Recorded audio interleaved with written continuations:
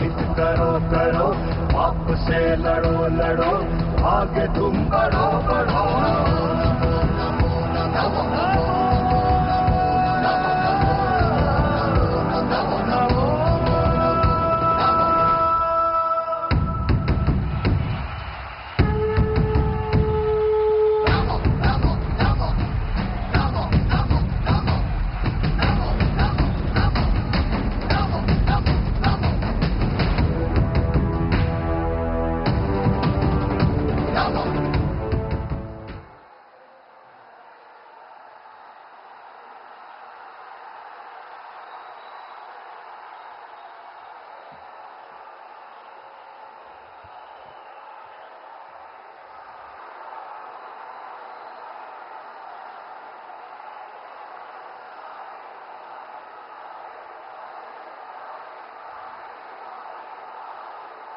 भारत माता की वंदे मातरम।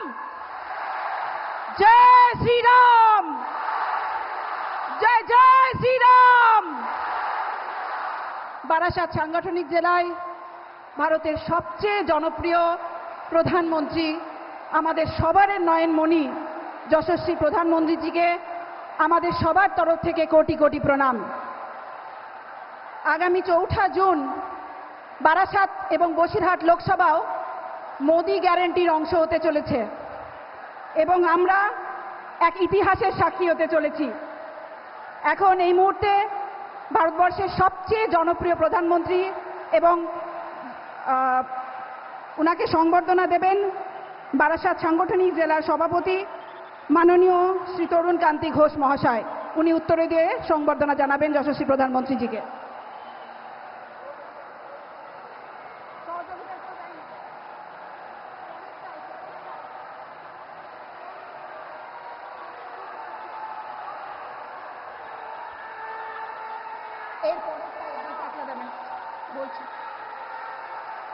এই বারাসাত লোকসভার অন্তর্গত চাকলাধাম, এই চাকলাধামের পরম পূজনীয় শ্রী লোকনাথ বাবার ধাম।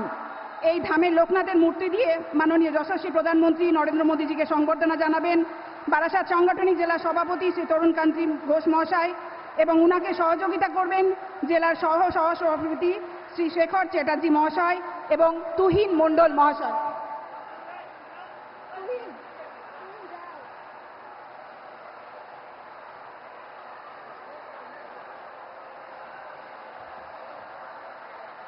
শক্তির প্রতীক, সাধনার প্রতীক মা দুর্গা। এই মা দুর্গার মূর্তিকে ভারতের সবচেয়ে জনপ্রিয় যশস্বী প্রধানমন্ত্রীজিকে সংবর্ধনা জানাবেন বিভাগ কনভেনার এবং ক্লাস্টার ইনচার্জ মাননীয় শ্রী কৃষ্ণেন্দু মুখার্জি মহাশয় এবং উনাকে সহযোগিতা করবেন জেলার ইনচার্জ শ্রী চণ্ডীচরণ রায় মহাশয়, লোকসভা ইনচার্জ শ্রী অনুপ দাস মহাশয় এবং লোকসভার কো ইনচার্জ শ্রী অনুপম ঘোষ মহাশয়।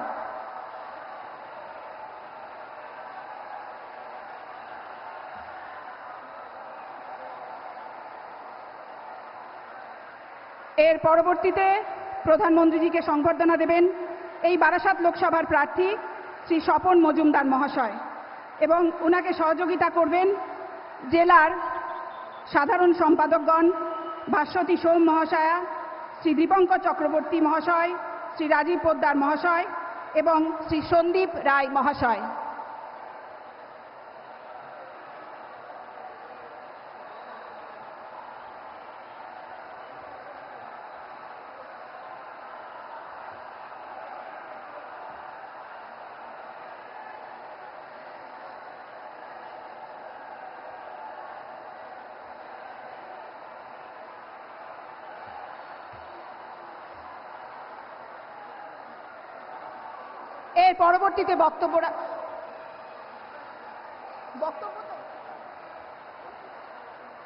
এর পরবর্তীতে আপনাদের সামনে মূল্যবান বক্তব্য তুলে ধরবেন পাশের জেলা বসিরহাট জেলার লড়াকু নেত্রী শ্রী রেখা পাত্র মহাশয়। উনি এই লোকসভার প্রার্থীও বটেন এবং প্রধানমন্ত্রীজির স্নেহধন্যা।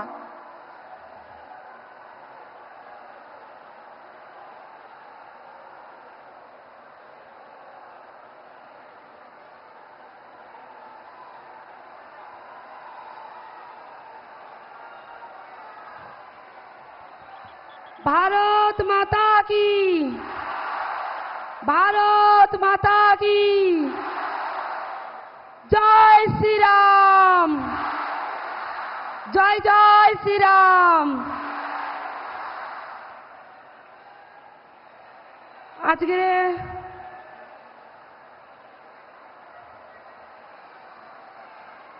মাননীয় প্রধানমন্ত্রীজির সমর্থনে এই মঞ্চ, সম্মানীয় মঞ্চ এবং এই মঞ্চের সামনে উপস্থিত সমস্ত এই বিজেপি পরিবার, আমার মা, ভাই, বাবা, সবাই আমার প্রণাম গ্রহণ করবেন।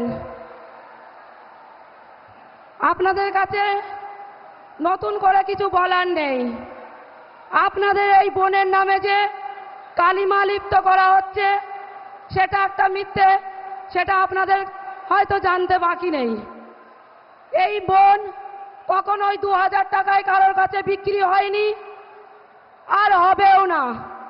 কেননা এই বোন আপনাদের সাথে ছিল আর আজীবন আপনাদের সাথে থাকবে। আর আজকে মাননীয় প্রধানমন্ত্রীর সম্মানীয় মঞ্চে দাঁড়িয়ে সেই প্রতিজ্ঞা করে যাচ্ছে। তাই আপনাদের কাছে আমি বেশি কিছু বলবো না, দুই একটা বক্তব্য রেখে আমার বক্তব্য শেষ করব। আজকের এই মঞ্চে যেটা আমার আপনাদের কাছে বলার ছিল, আজকের এই মঞ্চে মাননীয় প্রধানমন্ত্রীজিকে আমরা মাননীয় প্রধানমন্ত্রীর তৃতীয়বারের জন্য মাননীয় প্রধানমন্ত্রীজি করছি। এই গ্যারান্টি আমার মা ভাই বোনেদেরকে গ্যারান্টি সভা নিতে হবে।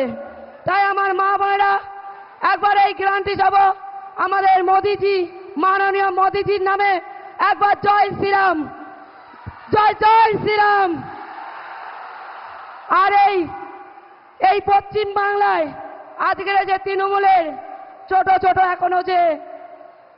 ছোট যে পিঁপড়ারা এখনো আমাগাড়ি দিচ্ছে আর মা বোনেদেরকে হুমকি দিচ্ছে আর মিথ্যে কেস দিয়ে যেসব ভাই মায়েদেরকে হাজতবাস করাচ্ছে, তার উপযুক্ত জবাব আমরা দেব, দিচ্ছি।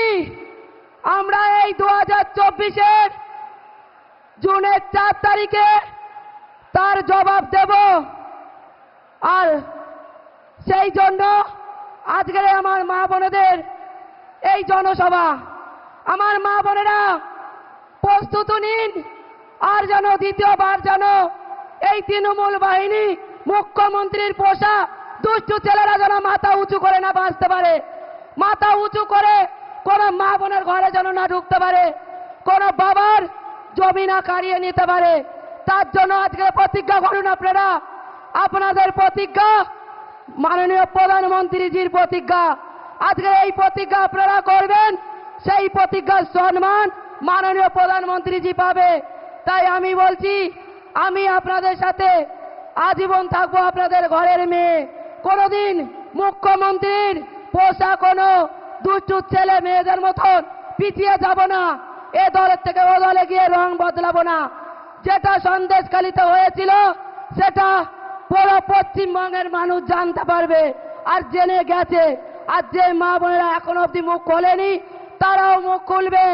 আর সেই মানুষদের মুখ খোলার জন্য আমার মা বোনেরা তাদের পাশে যাবে সম্মানের সাথে সাথে। তাই আপনাদের কাছে আমার অনুরোধ, মাননীয় প্রধানমন্ত্রীজি ছিলেন আর তৃতীয়বারের জন্য প্রধানমন্ত্রীজি হচ্ছেন। আর এই বসিরহাট আমরা ওনাকে উপহার হিসেবে দিচ্ছি। তাই আমার এই সংক্ষিপ্ত বক্তব্য আমি বাড়াবো না, আমার সংক্ষিপ্ত বক্তব্য আমি এখানেই শেষ করছি। ভারত মাতা কি, ভারত মাতা কি, জয় জয় শ্রীরাম, জয় জয় শ্রীরাম। নমস্কার।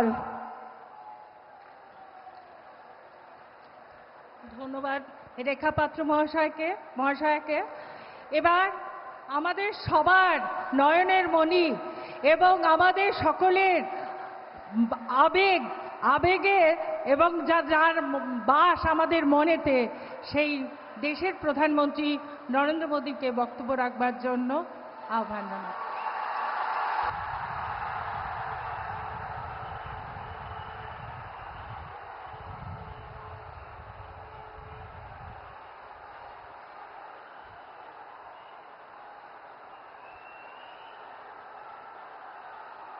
नमस्कार।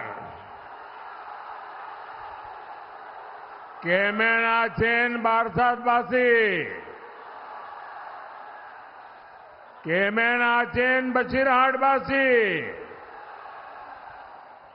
আপনাদের সকলকে আমার বিনম্র শ্রদ্ধা প্রণাম আর ভালোবাস। सबसे पहले तो मैं मां काली को प्रणाम करता हूं। उनके आशीर्वाद से हम सब ने मिलकर साइक्लोन का मुकाबला किया है। साइक्लोन पर लगातार भारत सरकार की नजर थी। मैं भी लगातार संपर्क में था। हमारी एनडीआरएफ और दूसरी टीमों ने अच्छा काम किया है। केंद्र सरकार हर प्रकार से हर संभव मदद राज्य सरकार को दे रही है। भाइयों और बहनों, आज भारत विकसित होने के रास्ते पर चल पड़ा है। इस विकास का सबसे मजबूत पिलर हमारा पूर्वी भारत है। पिछले 10 साल में बीजेपी सरकार ने जितना पूर्वी भारत पर खर्च किया है, उतना पिछले 60-70 साल में नहीं हुआ था।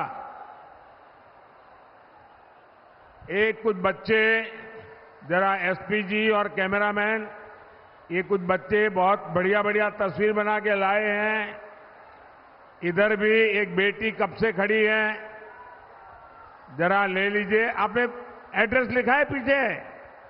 अपना नाम एड्रेस लिख देना, मैं आपको जरूर चिट्ठी भेजूंगा।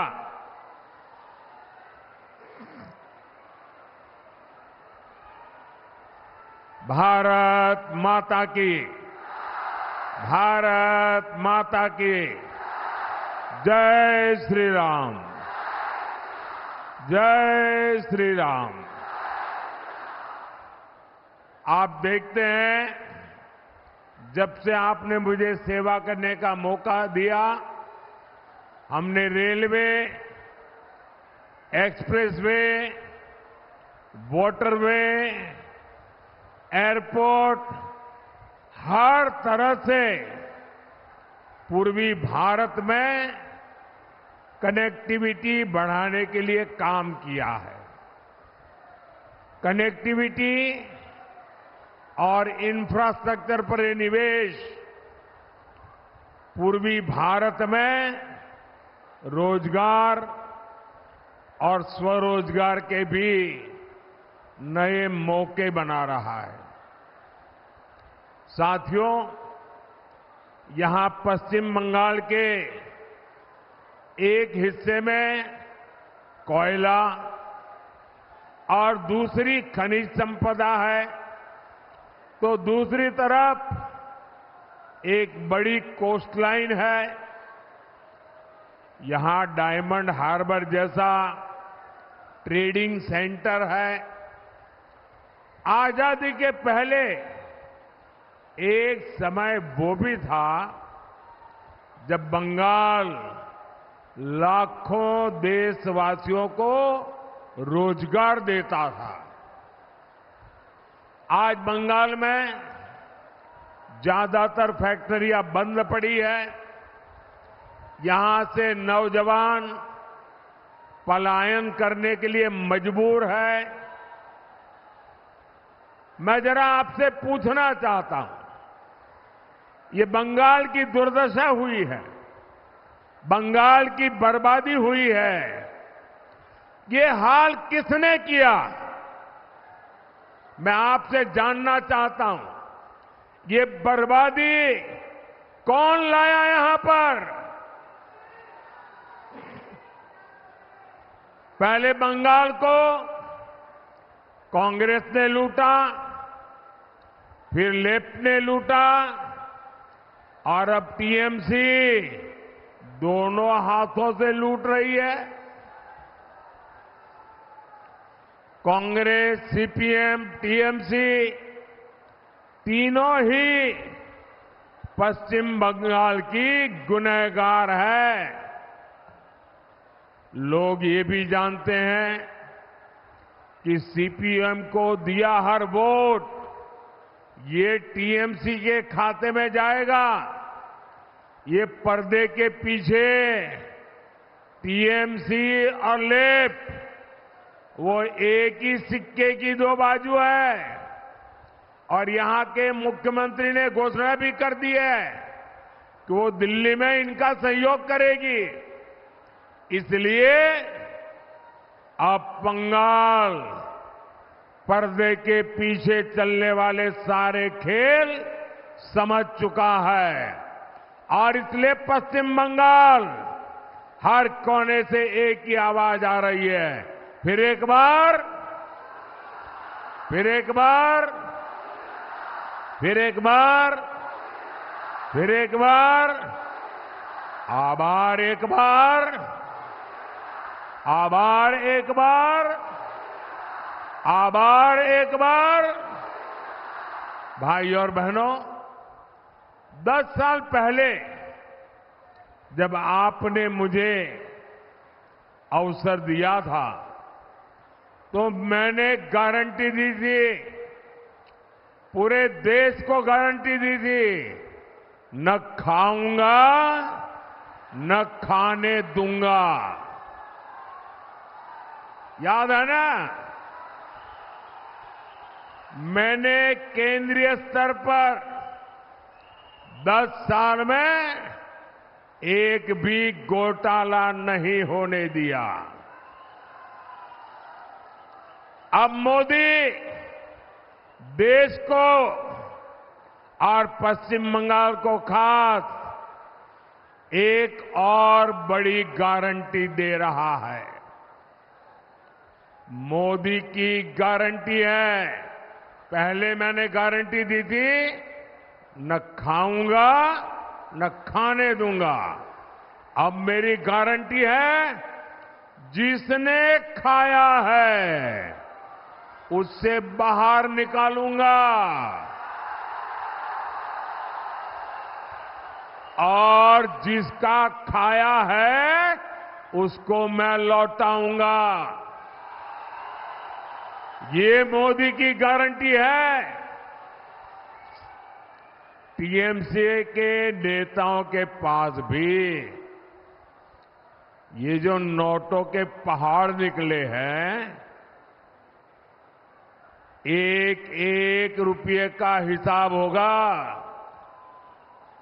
जिसका लूटा है उसको वापस कैसे मिले, इसके लिए मैं कानूनी रास्ते बना रहा हूं।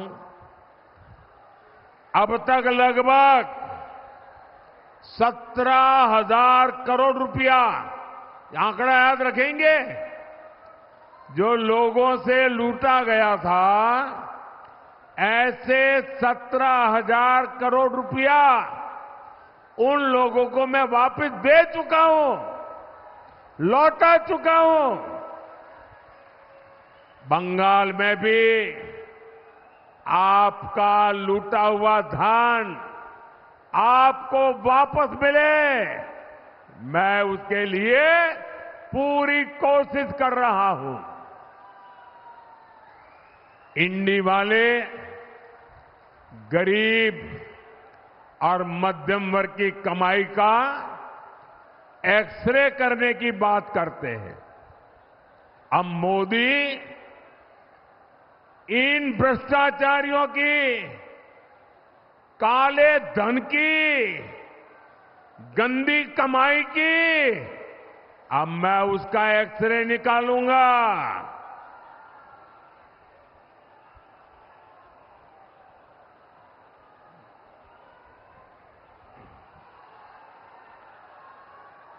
ऐसा एक्सरे कि इनकी आने वाली पीढ़ियां भी भ्रष्टाचार करने से पहले 100 बार सोचेगी। भाई और बहनों, टीएमसी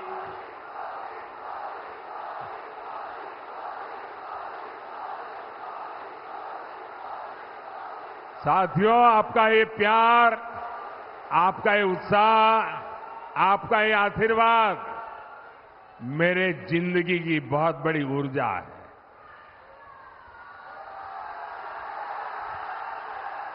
मैं देख रहा हूं यहां आपके पास खड़े रहने की जगह नहीं है।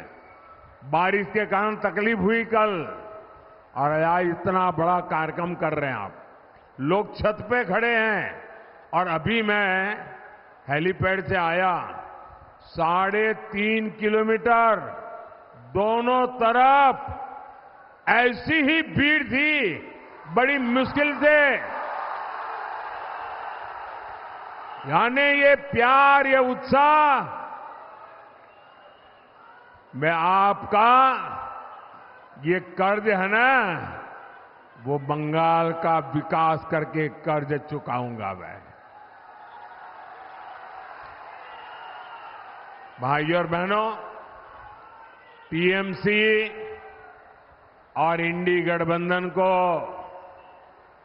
आपके विकास से कोई मतलब नहीं है। इनकी सबसे बड़ी प्राथमिकता है अपने वोट बैंक का तुष्टीकरण। देश में संविधान संविधान संविधान, तानाशाही तानाशाही तानाशाही, ये रात दिन चिल्लाने वालों की जमात, ये जो जमात है ना, वो पश्चिम बंगाल में क्या हो रहा है जरा यहां आकर देखो, आपकी बोलती बंद हो जाएगी। बंगाल में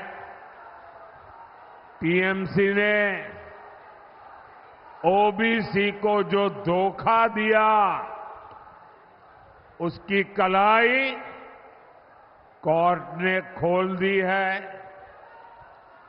कलकत्ता हाई कोर्ट ने कहा है कि 77 मुसलमान जातियों को ओबीसी घोषित करना ये गैर कानूनी है, असंवैधानिक है, संविधान के खिलाफ है।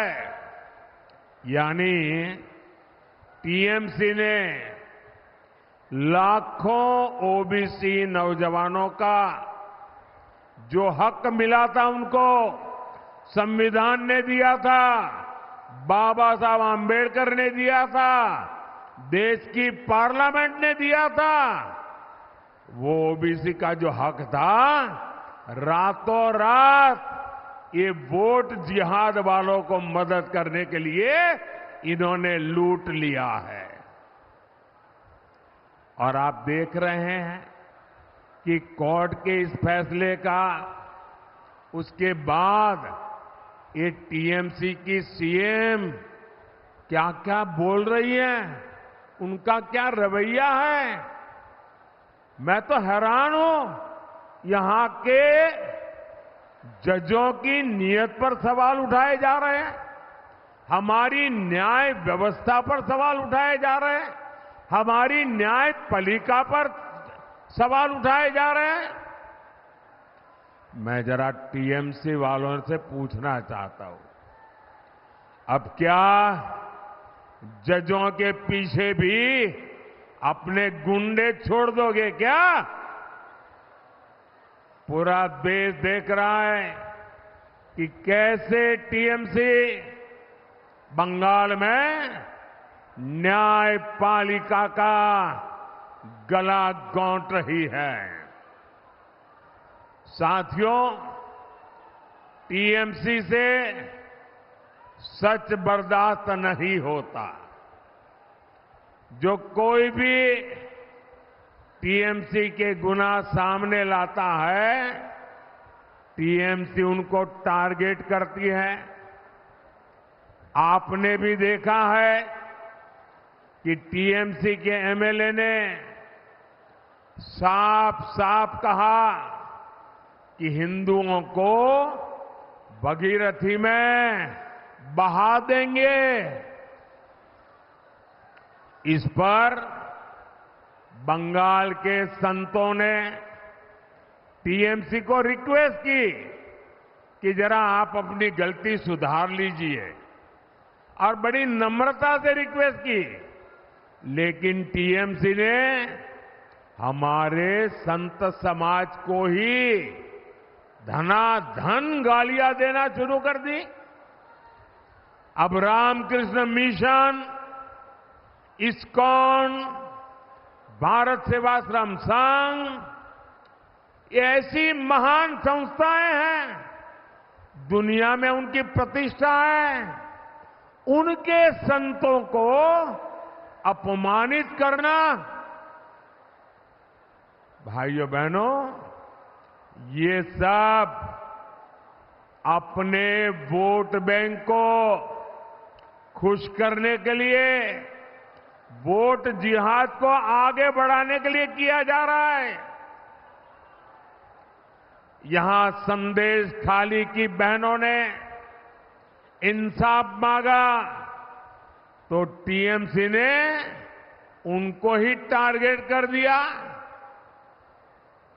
बसीरहाट से उम्मीदवार हमारी बहन रेखा पात्रा अभी यहां मंच पर ही है, और क्या बढ़िया भाषण किया उन्होंने। ये मीडिया वालों का ध्यान गया कि नहीं मुझे मालूम नहीं है।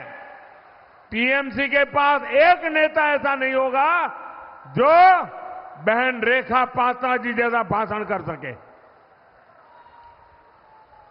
देश देख रहा है कि कैसे एक गरीब की बेटी को बीजेपी ने देश की संसद में सम्मान पूर्वक पहुंचाने के लिए इतना बड़ा कदम उठाया है।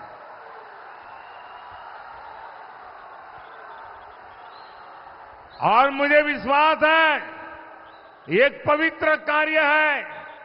ये नारी शक्ति के सम्मान की लड़ाई लड़ रही है।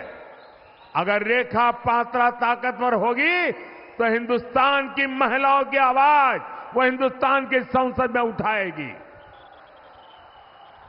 मैं उनके साहस की, उनकी हिम्मत की सराहना करूंगा। वो टीएमसी की इतनी बड़ी सत्ता से टकरा रही है। वो खुद मां दुर्गा की सच्ची पुजारी लगती है। बंगाल में शाहजहां शेख जैसे अत्याचारियों का हौसला, और ऐसे एक दो नहीं है, हर गली मोहल्ले में ऐसे लोग बैठे हैं। इनका हौसला न बढ़े इसलिए बहन रेखा पात्रा को जिताना बहुत जरूरी है। साथियों, मां माटी मानुष की बात कहने वाली टीएमसी ने मां को भय दिया है, माटी का अपमान किया है।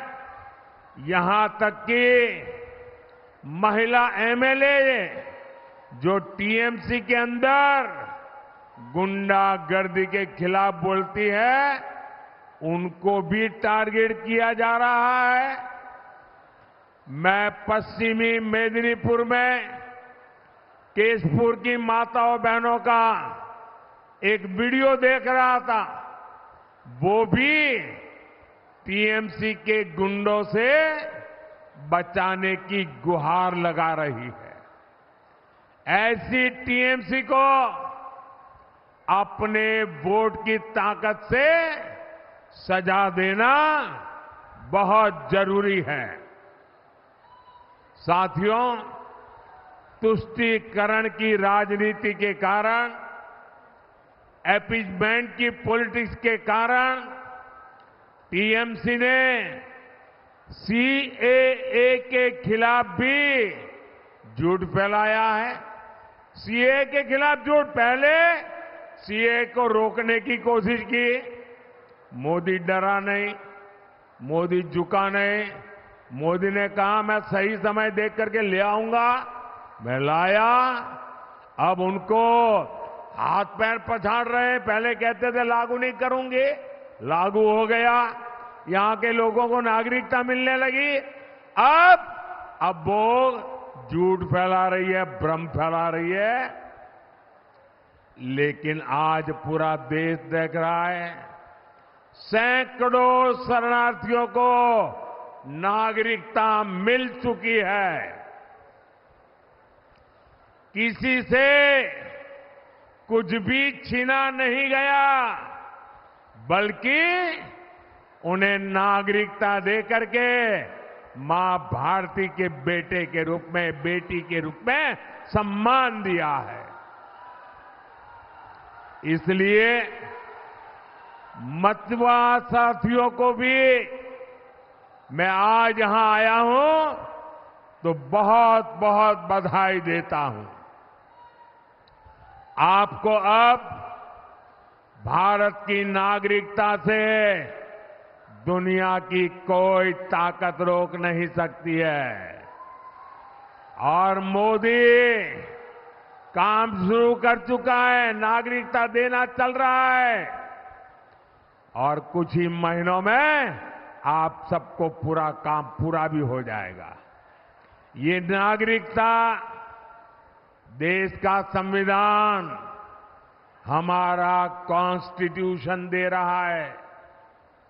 और मैं आपको एक और गारंटी दूंगा, टीएमसी तो क्या, दुनिया की कोई भी ताकत मोदी के एक संकल्प को न हिला सकती है, न डुला सकती है।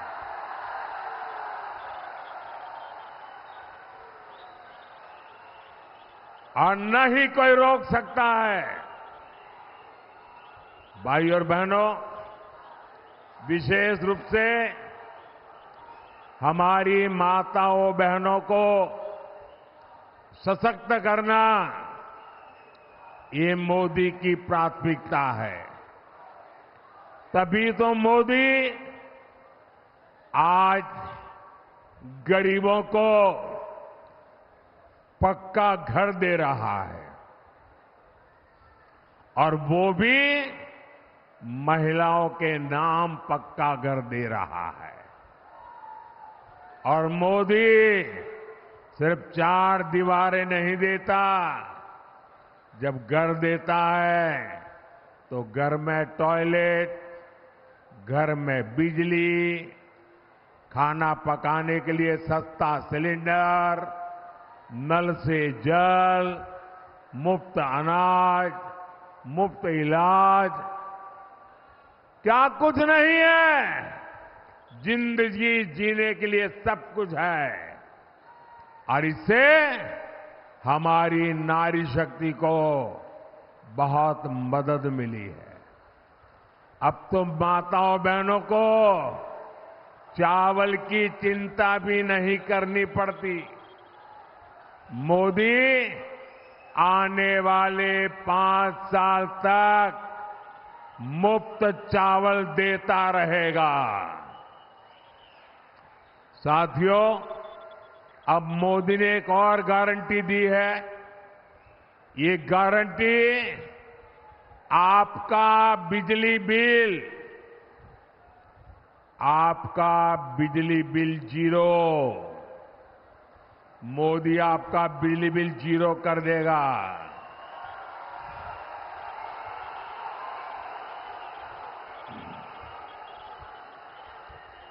और बिजली बिल जीरो करने के लिए योजना क्या है?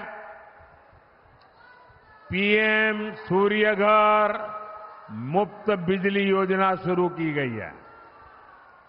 इसमें अप्लाई करने वाले परिवार को अपने छत पर सोलर पैनल लगाने के लिए मोदी सरकार 75,000 रुपया देगी।